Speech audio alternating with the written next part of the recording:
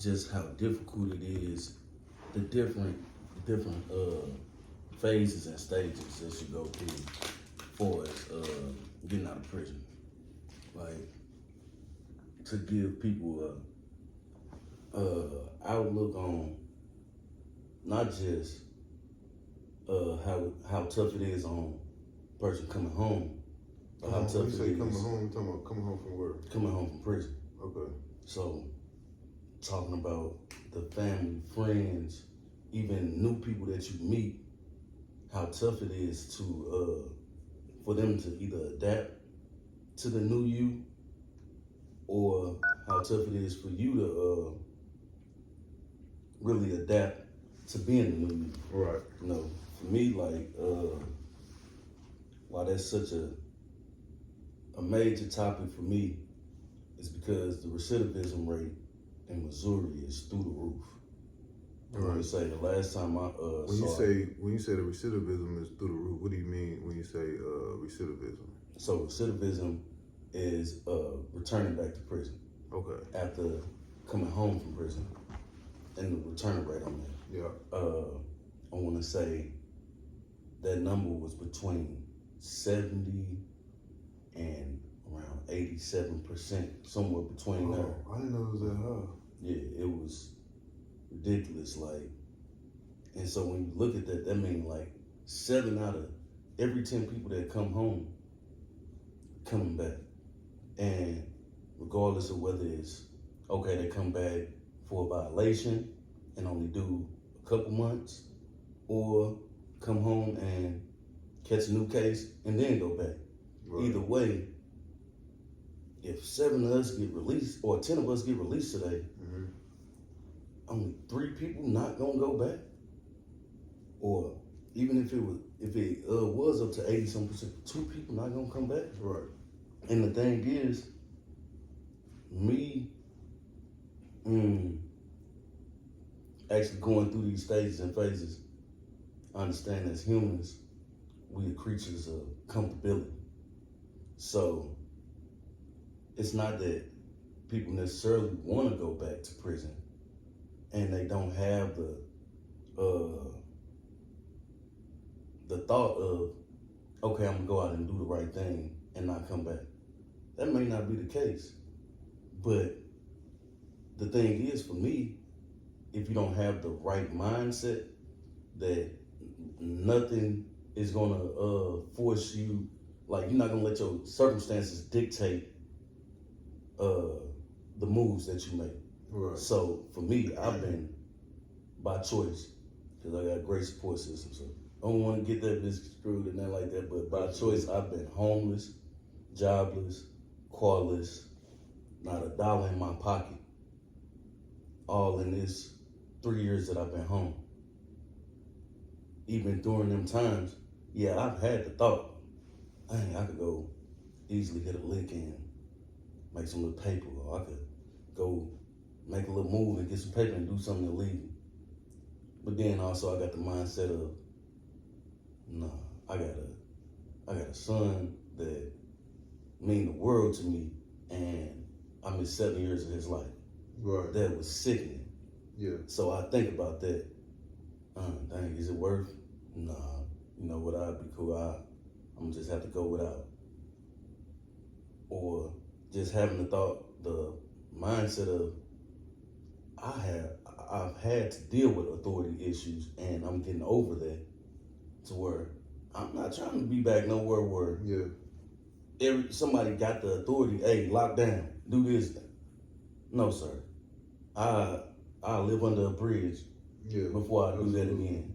And so, but the thing is, everybody doesn't have that mindset because everybody hasn't had the programming that I had. I went through the transitional housing unit before I got out and actually used those programs instead of just, I'm going to anger management because it's going to look good when I see the parole board.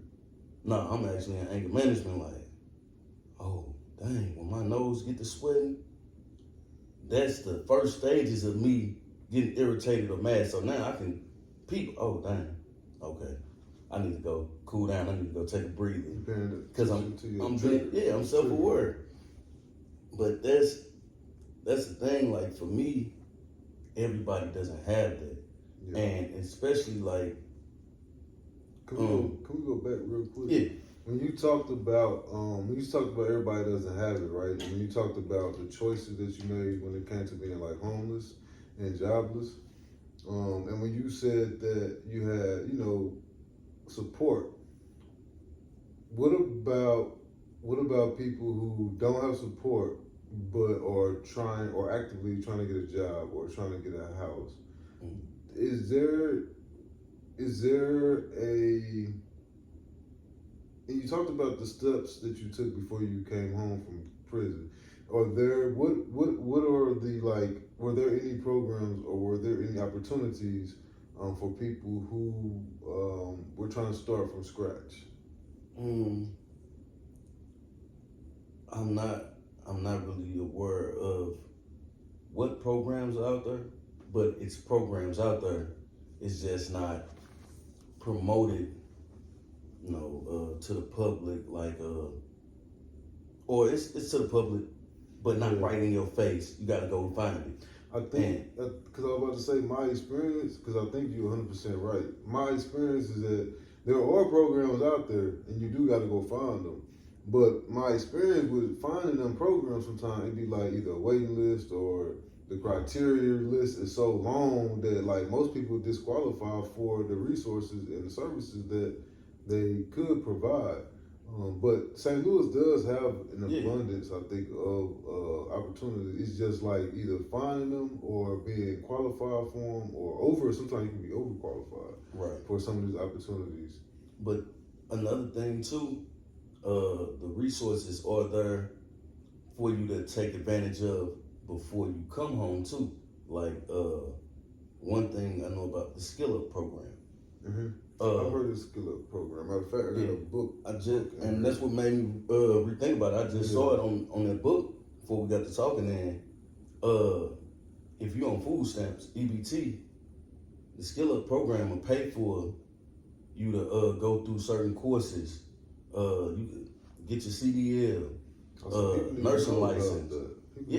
And there's people that don't. And then the thing about that too, before you come home, you can fill out the food stamp form before you come home. So then once you fill that out, because they know you coming home, like you said, people without the resources, okay, you coming home either gonna be homeless or staying somewhere, and you're gonna need these resources. Okay, 2 weeks before I get out or a month before I get out, fill this paperwork out. Now when I come home, I got a food stamp card loaded. So you can't say, oh, I gotta go do whatever because I need to eat. Nah, they gonna give you a certain amount of money to go eat. All right, now, Skill Up program. Put myself in school, do something. And that's not gonna necessarily get you a home or a place to lay your head or a job right out the gate. But those are some of the resources that to where, like, I feel like that would cut down on things. But I really feel like it's not even the resources that bring people back for real, or the lack of resources. Is more so, or I say partially both, really. Having a mindset of being a provider as a man.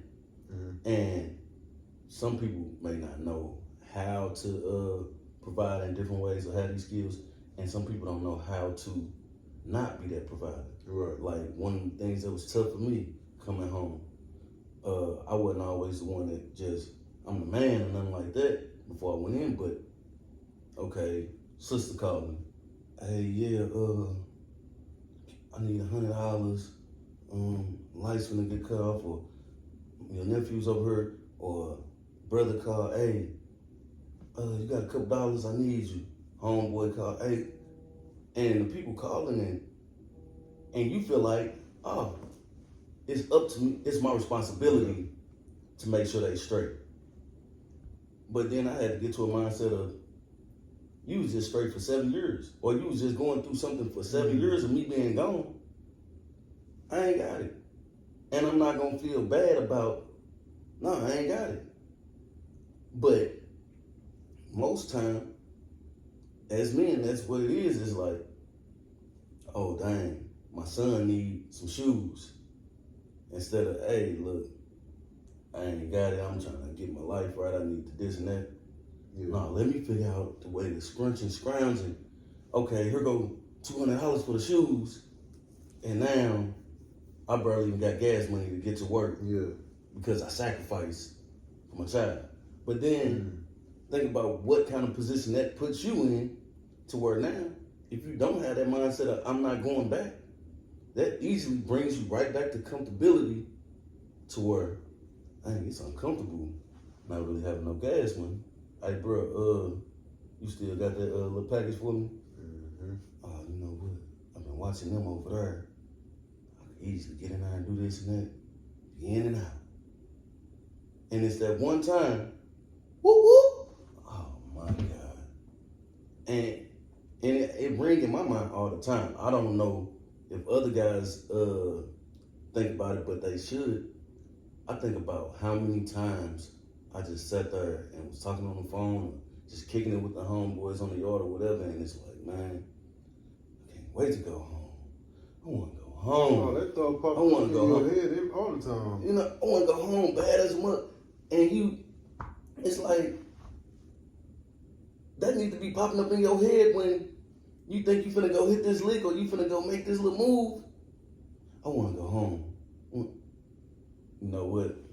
I'm just let it be. I ain't gonna. Sometimes though, when I ain't never been in survival mode to that extent, but like I know if you in survival mode, like that's probably it should be the first thing on your mind, but it's usually the last thing on your mind. Because in your head, you like, all right, I know I got to do this. I got to survive. I got to provide. I got to ensure that I come home with this. I might get caught, but that's a chance I'm willing to take. Yeah. Do you think that recidivism is based off of more so survival or more so stupidity or a mix of both? Laziness or policy? Like, I think it's just comfortability for real. Like comfortability. Like if you been moving weight or whatever your whole life, or you've been in the streets your whole life, and that's all you really know. Even if you had a few jobs here and there or whatever, okay, that's what you know. And if you used to having the shoes, the clothes, the car, being able to do that, and now you working at McDonald's and you got to deal with people disrespecting you to where the customer is always right. You can't just go off like you would in the streets like, hey man, who you talking to? You can't do that now. Yeah. So that's uncomfortable. Then, all right, I got to wait. I'm used to getting money every day. Yeah. Now I got to wait a week, 2 weeks, whatever, to get this paycheck. Then when I get this paycheck, this ain't even nowhere near the amount of money that I'm used to getting. Yeah. And now I gotta pay these bills, and you gotta scrape and scrounge, and all right, you paid all your bills and you took care of everything, and you only got $100 left to your name to do whatever else. You ain't used to that? Oh, that's uncomfortable. So I know exactly what you're saying, and most people, or the people that you're talking about, them is the lumpins, right? Them or the dope dealers, the pushers, the pimps sometimes. Them the ones that make their money off the land, quote unquote, criminal wise. So yeah, they used to have a certain amount of money, right? And they used to not happen to worry about having only $1 or $100 after they pay all their bills. So you get locked up, you come home, and you got to start from scratch. Yeah, you remember all the money you was bringing in before you got locked up, and you working this 9 to 5. But you got to remember, if you wasn't pushing that dope before you got locked up, the same price of living gonna be the exact same. So it's the exact same it was before. You just wasn't doing that 9 to 5, but now you forced to do this 9 to 5. So the amount, the price for living is the same. You just not used to having to pay for that because you've been used to getting money a certain type of way. Yeah. So it all goes back to the original cause and effect. Not having enough money to take care of your family, not having enough money to provide, put food on the table, roof over your head. So it goes back to, all right, I'm back in this comfortability mode. I'm back to not being comfortable with working a 9 to 5, and I'm only used to making this certain amount of money. how do I gotta go all the way back to the beginning again. Like, how do I get to where I ain't gotta worry about prison, but I can still make enough to provide enough money for my family to live comfortably without us worrying about living paycheck to paycheck, bills falling off. So you're 100% right. It's definitely comfortability, and it's definitely like niggas not willing to go back working it out. Like niggas will always resort back. It's survival. It's survival. Niggas will always resort back to what, you know what I mean, what it means to survive and what they just used to. Unless you blessed, you come up with, you know, a rap career or ball or something. You got to be an anomaly. You know what I mean? An outlier to be able to get there. But and with that too, though, not just their mindset, the people that surround them as well make it uncomfortable too. Because if you got family and friends, and oh, dang baby, I'm gonna be short on the rent this month. Hey, your kids need some school clothes. Hey, I need to get this new car, and now the pressure building up, and you feeling like I'm not doing enough. Yeah. But you out here, you going to work every single day. You figuring out how to get to work, working 2 jobs or whatever, and you walking and catching the bus and doing this and that, and you feel like I'm doing everything in my power to be on the right path and the straight and narrow. Yeah. But while I'm on this straight and narrow, they overheard. I need this. I need that. And that's like, I'm not comfortable with telling my kids no. I'm not comfortable with telling my mama no, my auntie no. I'm not comfortable with telling my cousins no, because I'm the man. I'm the provider. That's what I'm supposed to do. So I need to figure it out. Do you think when it comes to when it's between going back to the joint or providing for your family, that there should be boundaries set in there, to where, you know, boundaries in regards to, no, you can't have this, no, I can't afford to give you this, no, I'm not in a position financially to be able to pay your rent this.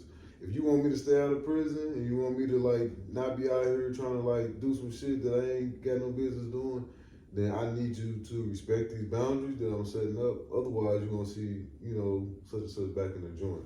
Absolutely. And that's having them boundaries and having that communication, letting them know that off the flip, it helps out. Like, one thing I will say, I commend my son, mom, to where I'm hella financially irresponsible. Yeah. So I'll be working and doing some stuff, but then might stop working or spend my money over here doing something or whatever. And now my son, he got braces. Okay, we supposed to be splitting up the payments. All right, dang, it's 3 months to where I can't make my payments. Yeah. But I'm gonna get you on the back end.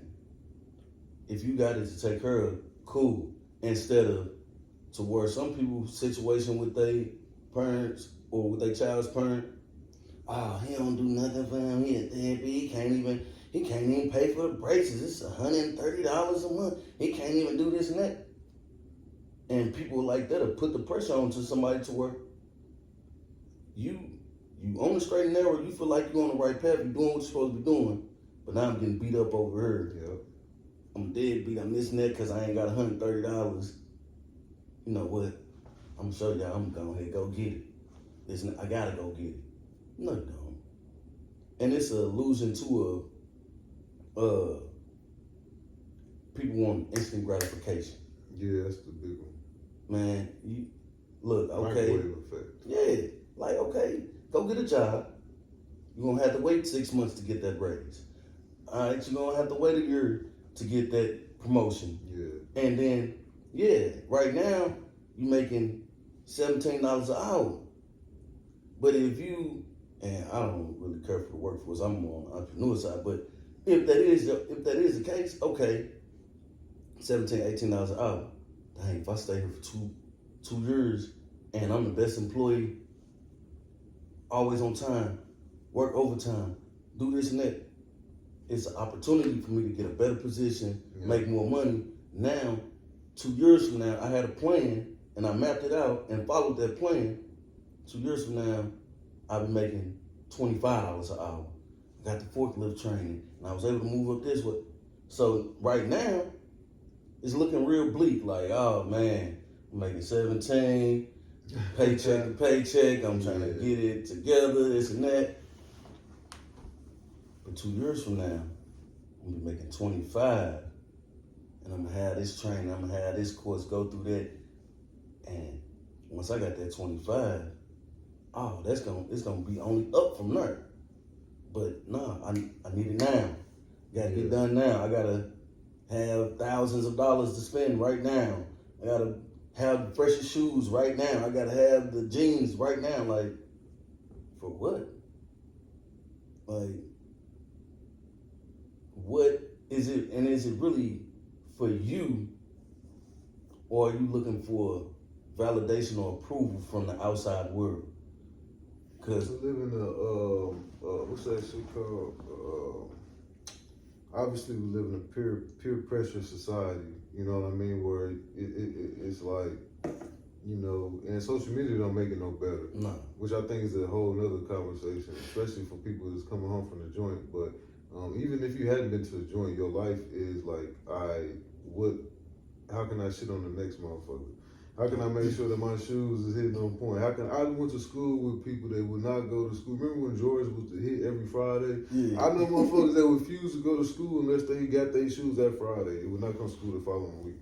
But my point is like we live in a society to where we are subject, at least I'm not. Actually, I am. I think we all are to a certain degree. To a certain extent. To succumb to peer pressure.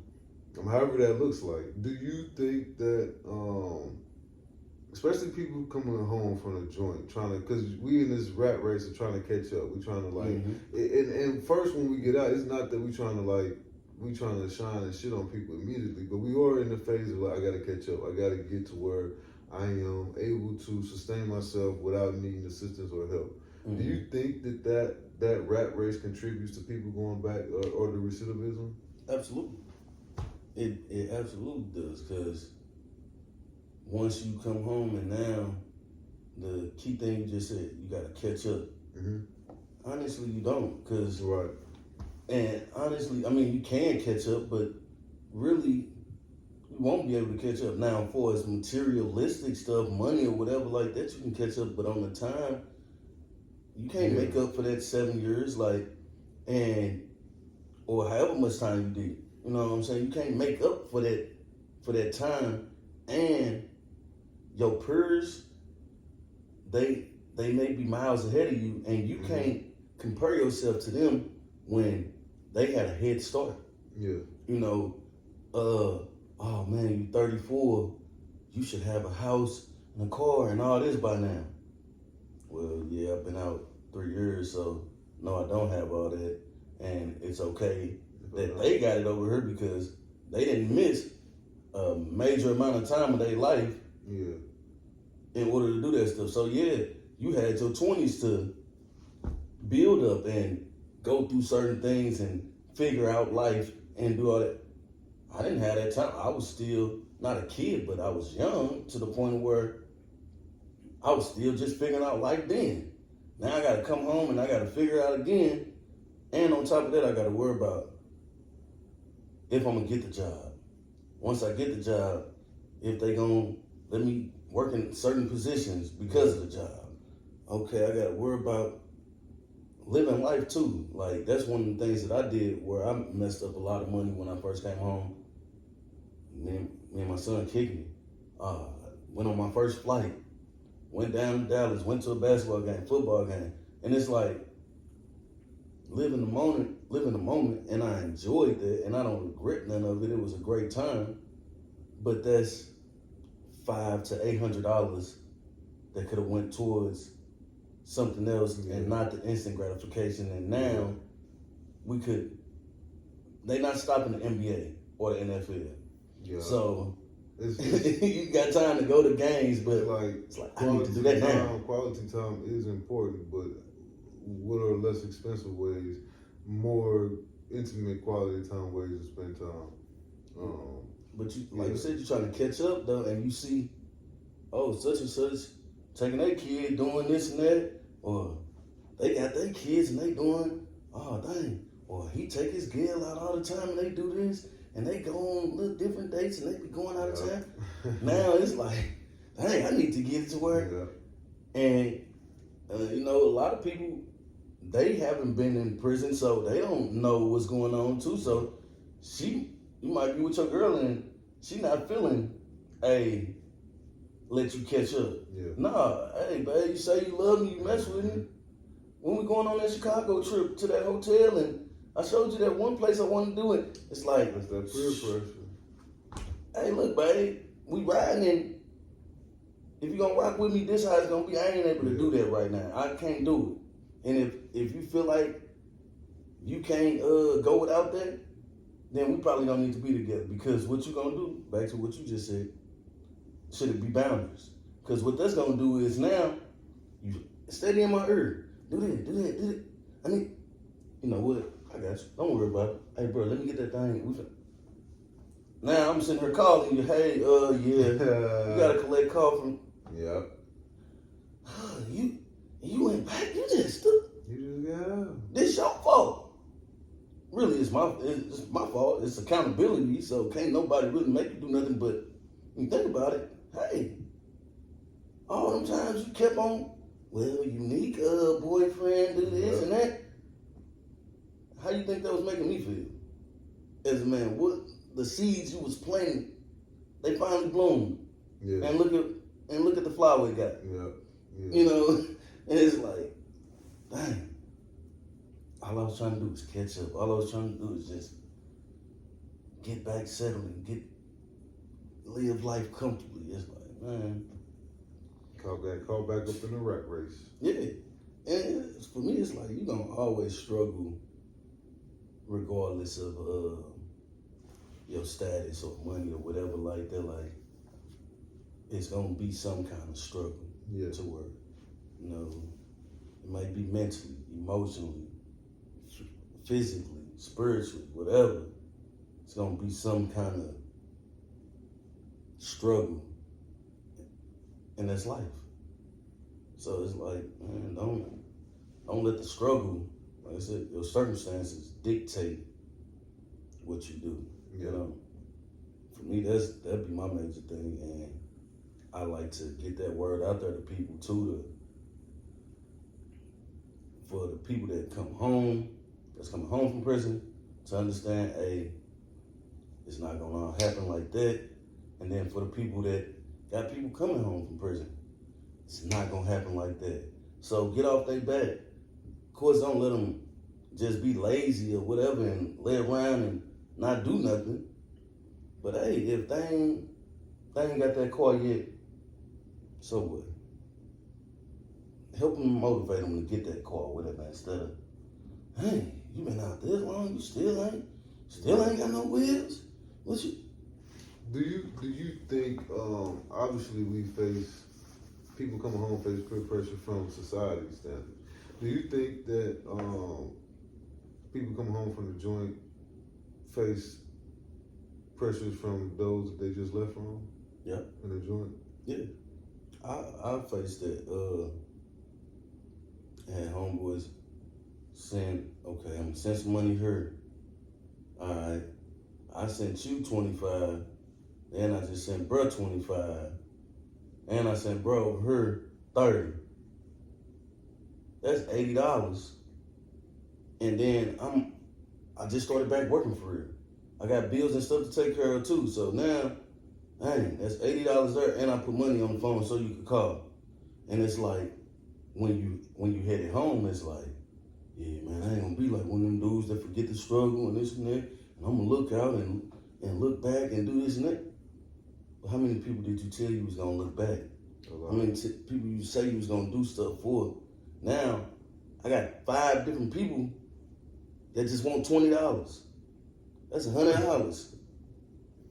But then I'm trying to do stuff out here and live life too. I want to go out to eat. Oh, it's a restaurant I want to go to. I want to take my girl out. I want to take my son to Sky Zone. I will say this though, right before I got out, I didn't even calculate or think how expensive shit was gonna be. When you was telling me, like, I got you, I'm gonna send you this, I'm gonna send you that, and you get out. I ain't even got kids, bro. Thank God. But like shit is expensive as fuck.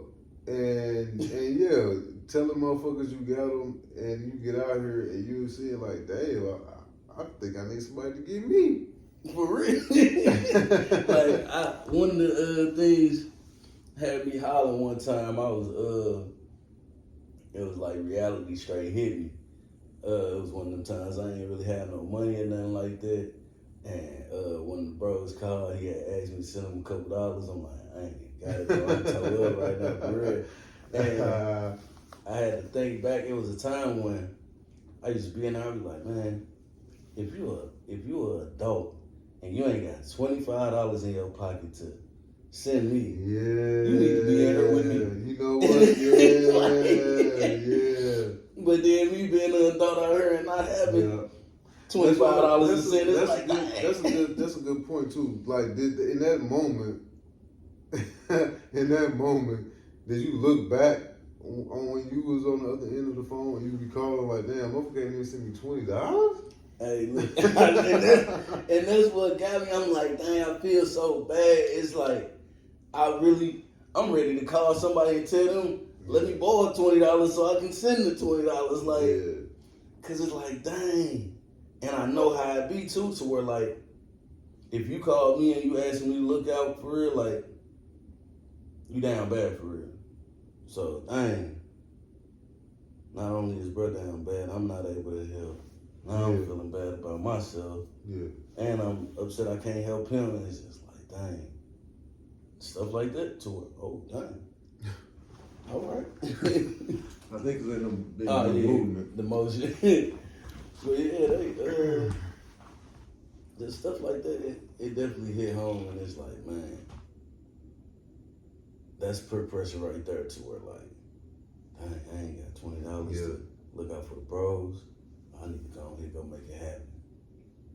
And it's just like, when you get out here too, life be life, and like, you know, you got addiction, different stuff like that too that come into play too, to where like, yeah, you planned on doing this and that and conquering the world when you came home. Yep. But one thing I've read about addiction is, whenever you start back to whatever it is you're addicted to, you gon' always end back where you left off at. So, yeah, it might start off with, okay, just a drink on Saturday.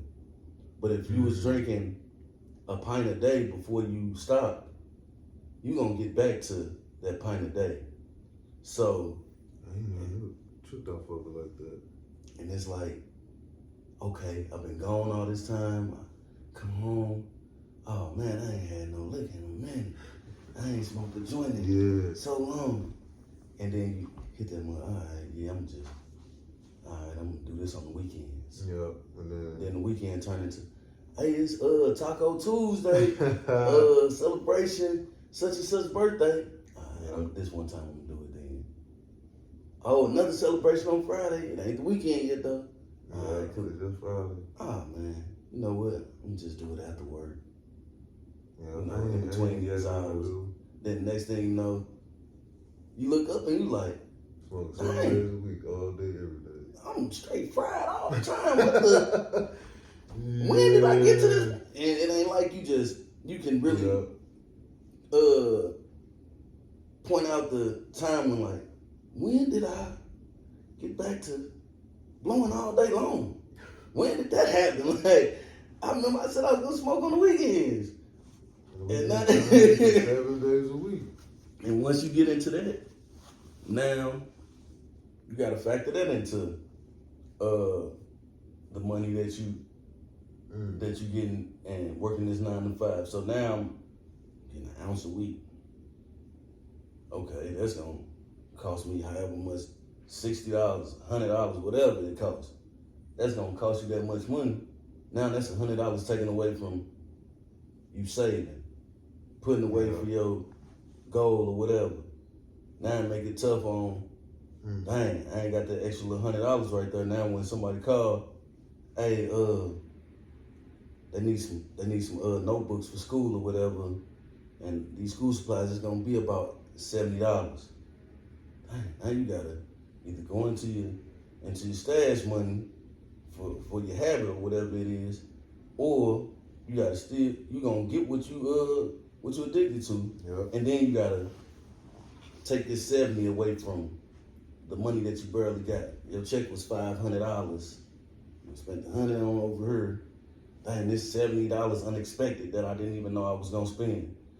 Dang, I gotta get gas. I gotta get gas too throughout the week. That's gonna be about $100 or whatever going back and forth to work. Okay, that's instantly $270 out of a $550 check. Gone. Now I need to eat. Even going to the grocery store, the way groceries is now, you might as well go out to eat anyway. It's gonna be the same going to fast food. That's ridiculous. You spend just on the low end, say you spend $60 a week on food. All right, now that's $330 out of that $550. So you got $220. Okay, I'm gonna save something too. I'm gonna put $100 up over here. Now I got $120. And life happens. Dang, my tire done blew. You only got $120, or go into your savings, and now you done went into your savings. Dang, tire done blew or whatever. I got that fixed, unexpected. All right, now boom, the next check come. You're supposed to have $100 in the savings and be saving every week. Now you don't have nothing in the savings. Now I'm starting all over again. Yeah. Then this happens again for a month straight.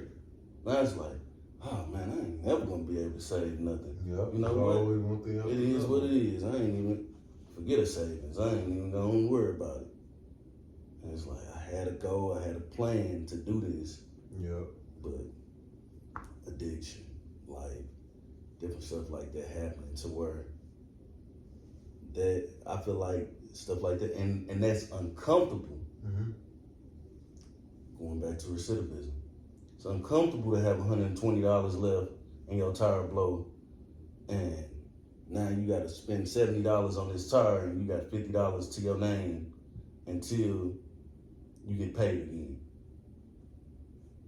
That's uncomfortable. Yeah. I can't even. If it is a Tuesday and it's $2 Tuesday, I don't even want to go out. $2 Tuesday. You know what I'm saying? I can't even go out and do nothing because I ain't finna go to the club with y'all and I can't. What they gonna charge me $10 to get in? Yep. Out of this $50 that I got for the next week. I'm gonna have a drink when I get in there. They want $8 for that. Might as well say $20. Now you got $30 in your pocket. Either that or I'm gonna stay in the crib. Mm-hmm. I'm gonna be to myself. And now I've been in the crib so long. Now I'm back in prison. I'm coming to the house and I'm in my room. Or I'm in the house.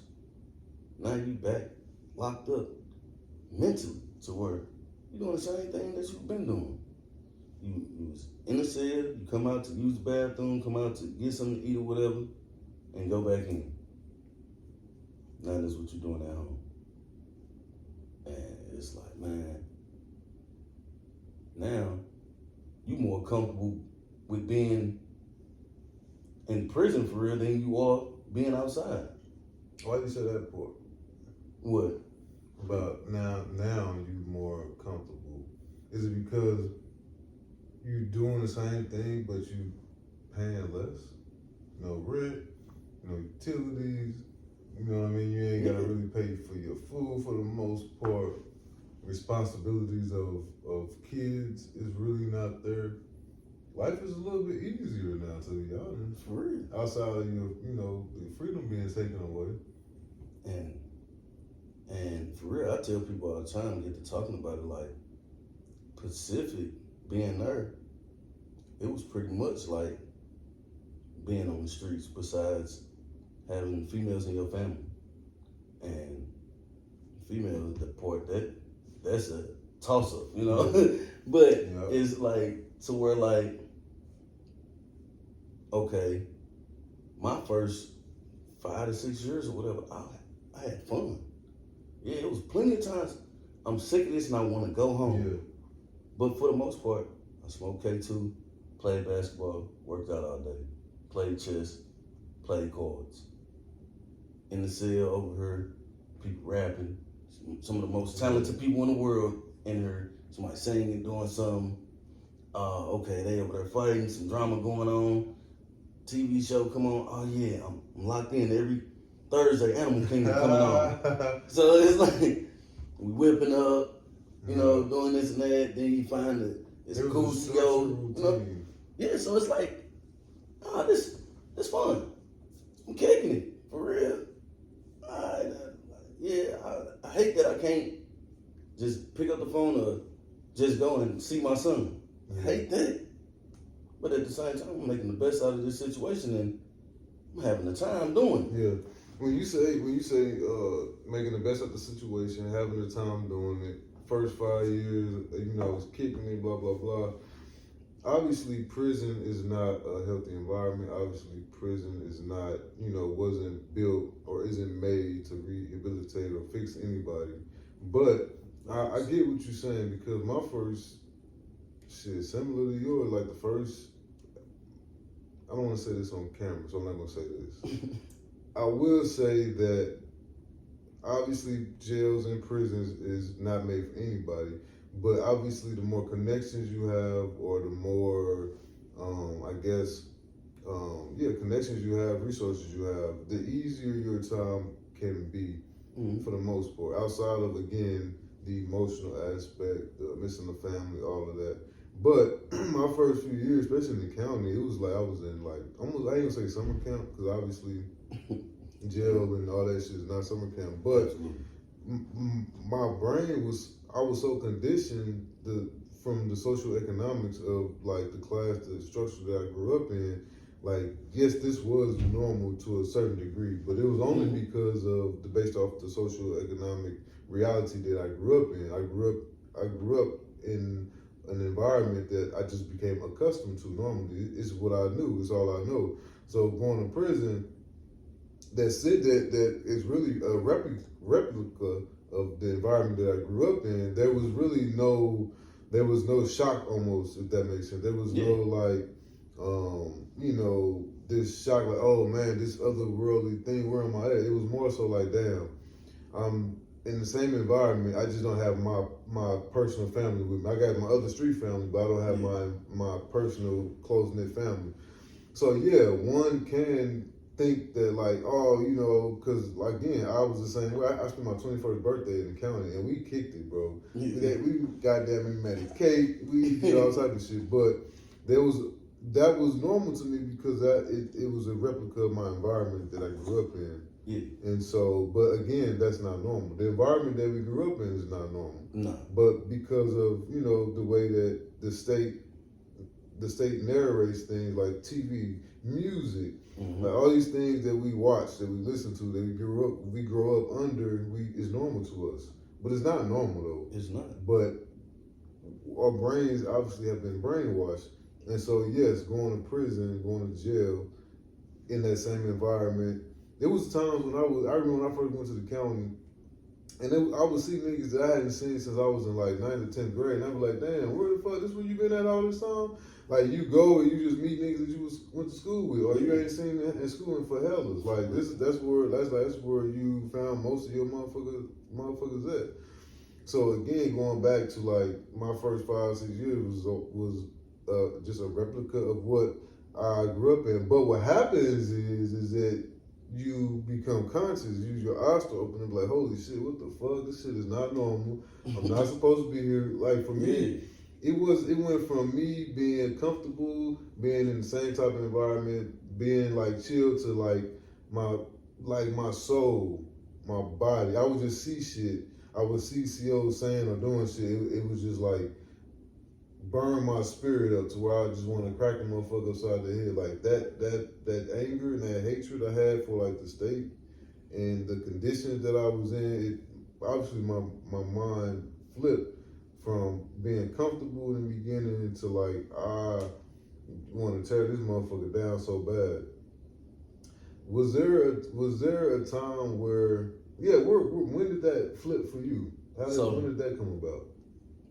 That flipped for me when I got to Charleston and I ended up going in the transitional housing unit.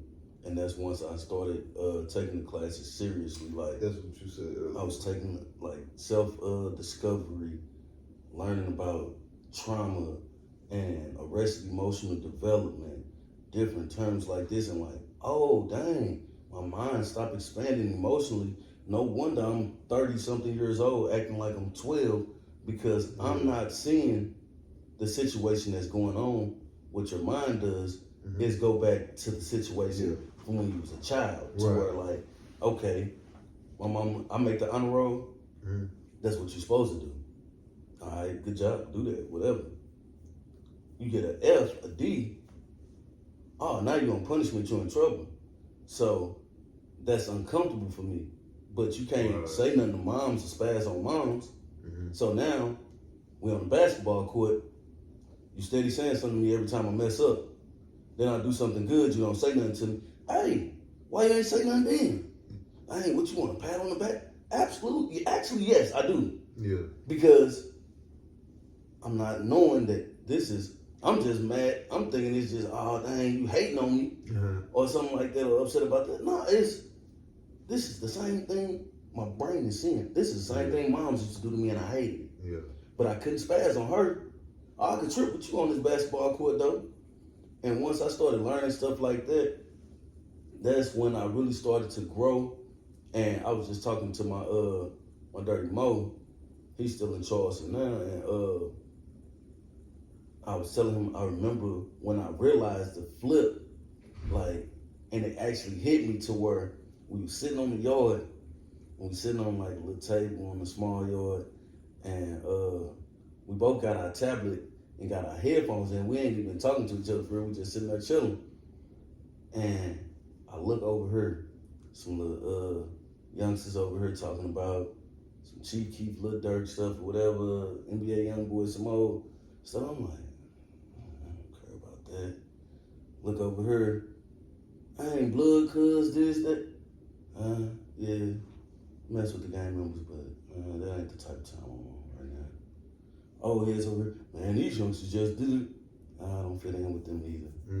There's a couple guys over here work out. All right, I do that, but I ain't on a workout time right now, so I don't fit in over there.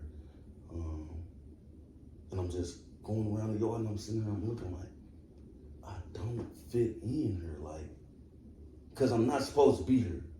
Like you just said, like, this is not the place for me because it's so much more that I need to do and so much that needs to be accomplished by me and stuff like that, to where this ain't for me. And once it hit me like that, I straight sat there and tapped him. I'm like, bro, I straight don't fit in with like nobody on the yard. That's why me and you just sitting here for real and like not talking to nobody else that got our tablet on and just watching because it don't fit in. And like that's because they steady going with the norm that's going on. Like one of the things that straight stay on my mind heavy that I can't forget what had me thinking about the way we grew up not being normal.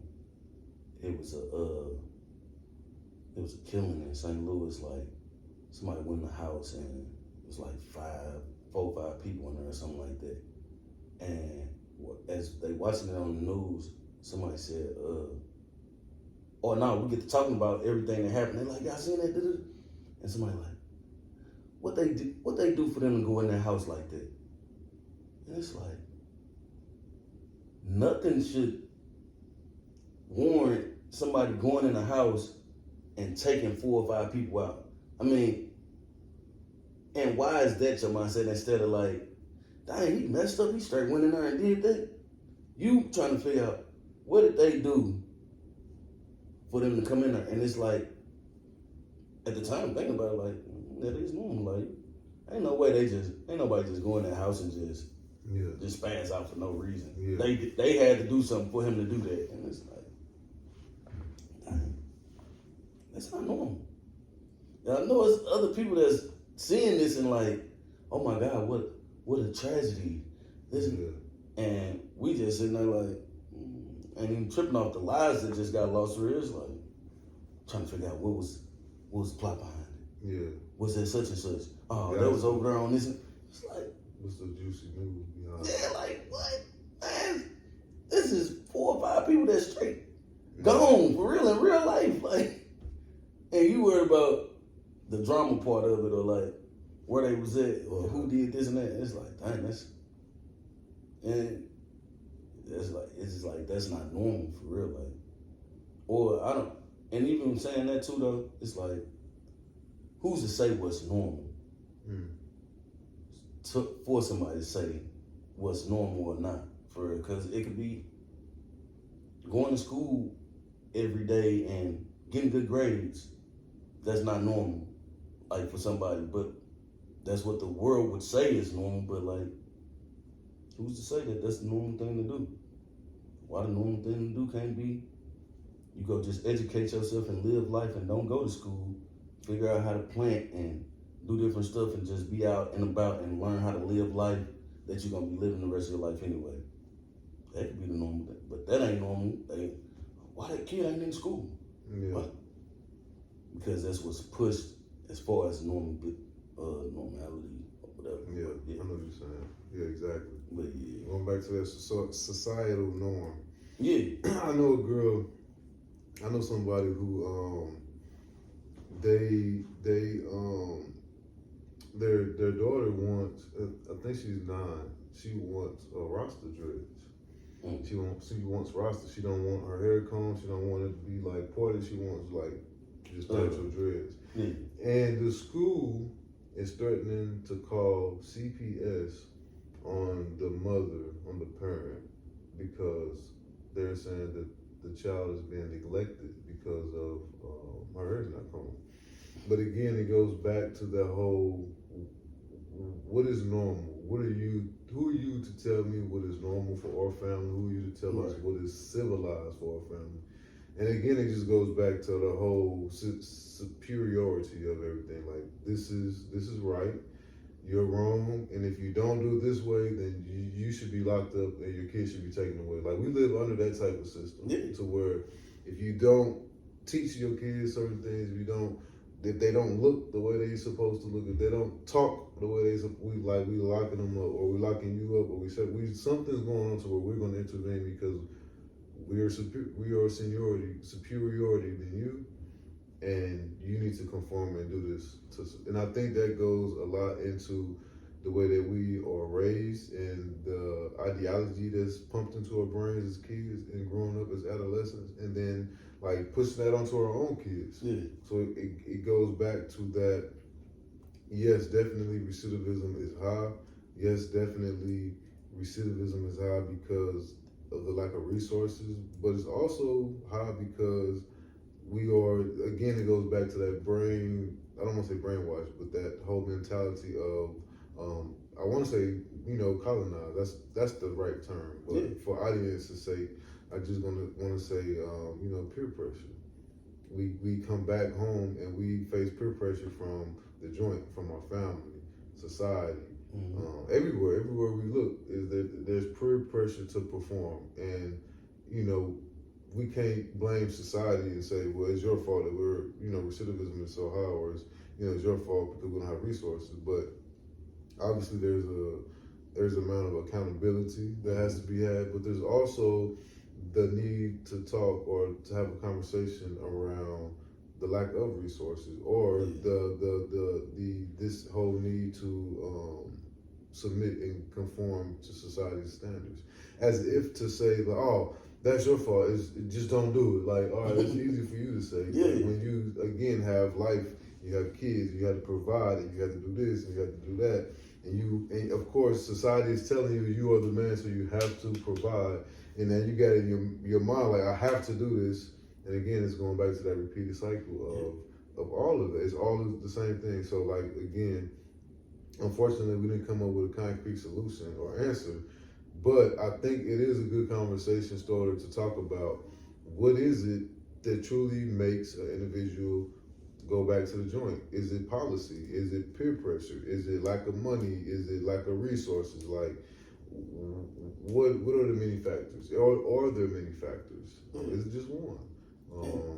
It's a lot, and a lot of it has to do with mindset as well, and really the mindset to where, like, when I was coming home, there was a lot of guys in there, oh man, you're gonna be back in St. Louis, you gonna have to have a thumper, you're gonna have to do this and that. I'm like, I honestly don't be in places, and you can get shot at or whatever anywhere, but I'm not gonna be in the spaces or whatever in order for me to need that. Mm-hmm. And also, I put the type of energy out there to where I don't feel like if I am in a place where it's like that, somebody's going to attack me. Yeah, of course you can be an innocent bystander or whatever. Yeah. But being an innocent bystander, what is me having a thumper gonna do to stop that from happening? If somebody just get this, dang, like if it's a straight bullet or whatever, me having a gun not gonna stop that straight bullet from coming. And so it was just like, people, the mindset of better to get caught with it than without it.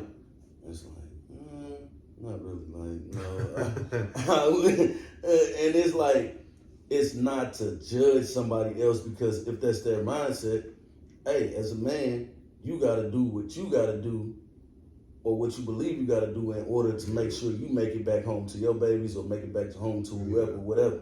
So if that's what you choose to do, by all means do that, but you're gonna do that over there and not over here with me, or I'm not gonna be over there with you, if that's what it comes down to. But it comes down to that mindset of, you don't really need that. Like, I was at Mally's, and people say Mally's one of the dangerous spots in St. Louis and stuff like that. To where it's a liquor store / little hot food spot. Yeah. Right on West Florissant, in between Jenny's Jenny Station Road and Lucas and Hunt. And like, you go up there, you see mugs with the Drake or whatever that mug hanging out. Like, they walking in the store like this, or mugs pull up, tinted up, they got on shiesties or whatever, and they got to lean back and, oh dang, it's static up here, isn't it? And that is one of those places. But I remember I straight got locked out my car at like 1 o'clock in the morning, and 4 black men helped me to unlock my door and get in my car. One of the men stopped me from busting my window open because I couldn't get a locksmith to come out or nothing like this. So I'm like, man, I'm finna just bust this little small back window out and go through the back door like that. Yeah. And he seen me hit them. He's like, no, don't do that. I'm gonna come back. And that's why I say the energy that you put out, because most people would either panic or wouldn't want to be up at that spot like that just out and about. I sat up on the hood of my car and ate my food. Yeah. I'm gonna tell you now, I would have felt, it's times like that where I would feel more comfortable, surrounded by black people, black men with they Dracos and they shit, they thumpers and shit hanging out, versus being somewhere where I just see a bunch of cops walking. Even if they're not in an aggressive manner, they can just be walking normal. I would feel more, I hate to say threatened, but I would feel less safe in that moment than I would if it was a bunch of black, especially in that type of circumstance. Because you're right, niggas ain't at that gas station going there to rob and shoot motherfuckers. Like, niggas, again, going back to that survival mode. Like, niggas got that mentality, better to get caught with it than without it. You know what I mean? So everybody thinking like that. You know, you got some niggas that's trigger happy, but for the most part, ain't nobody deliberately going to seek out and shoot motherfuckers at a gas station or rob them. Most people you see getting robbed, again, those are those dire circumstances where motherfucker life is on the line, survival on the line, motherfuckers doing what they got to do. But for the most part, yeah, I'm gonna feel a little bit safer in the neighborhood. Especially, again, that energy. I know I'm not putting out no negative, energy. I'm not putting out none of them type of evil spirits. So yeah, 9 times out of 10, I'm always gonna. I done been on 30 down there on Michigan Grand, St. Louis, waiting outside because there's you gotta have somebody gotta let you in. And motherfuckers just walk right by you all the time with their shit just hanging out. Yeah, and it's like going back to like you said, the way we raised and growing up, it's normal. Like when I hop out the corner and if I see 3 dudes with a shiesty on and one got the thumb and I see the stick hanging out this one and then somebody else over here sitting with something on their lap, I'm like, oh, whoa, I don't want to go to this liquor store. Walking back, what up? Hey, all right, see, whatever. Yeah. Or just walk straight past and go in the store, get what I got, and come out like, there's no need for me to feel uneasy or nothing like that because I'm not the target. Yeah. And like you said, I'm not putting that energy out. Now, of course, like you said, it'd be people that's trigger happy and somebody might just, boom, oh, dang, I got to hit the floor or whatever. But what's the likelihood of that happening? Like you said, versus being around a bunch of cops or something like that, I'm definitely uncomfortable. Hey, look, and I had somebody tell me, I had a girl, she was on this podcast with me, and she changed my perspective, she didn't change my perspective, she gave me a different outlook on cops too, though, like, to where, man, they scared for their life and different stuff like that. And I'm like, I can understand why, now I can understand why that might make sense in some case, to where, okay, they trying to make it back home to their baby or whatever and this and that, and they don't know if they let you go and do this, what's gonna happen or whatever. And I'm like, I don't agree with it, but I can definitely understand. I'm like, so that's why some people or some of these cops are just messed up to where like they not even, you know what I'm saying? Like just like this little youngsters that's trigger happy. Only thing is he just got on a uniform and he's supposed to protect and serve. But he a trigger happy dude. He was trigger happy before he got that mug. Yeah. And first chance I get, I'm gonna let that mug blow. Yeah. You got a homeboy somewhere that's like that too. As soon as that first time they got that mug, I'm gonna let this mug blow. Yep. He just ain't got on no uniform and ain't supposed to be protecting and serving nobody. But he doing the same thing, and so it's like not to get him a out or pass. They don't get none of that. But at the same time, I can understand it. Yeah. And I'm getting more. I'm able to be more comfortable in those situations around police, where if I'm at an event and it's cops here, typically it used to be like mugging and all this. I can't say, but now it's like, all right, they're a person just like I'm a person. Absolutely. And all of them ain't bad. It's just, hey, it's what's portrayed. Just like hey, everybody in the hood ain't bad. There's people in the hood that. I look at the cops as I look at the cops as, I'm not gonna say, there's most bad or some good, but I look at it as these are individual humans who work for a system, some that they know about, so that they have no idea who they work for. And so my beef is always with the system itself, not with the individual who works for the system. That's always been my claim when it comes. When I say fuck cops, like I mean that from the heart. But I'm saying it from a place of understanding that it's not the individual with the badge, it's more so the institution that represents that badge. Is always my whole argument. I do gotta. It's the greatest egg o'clock. So listen, we definitely got it. I think that.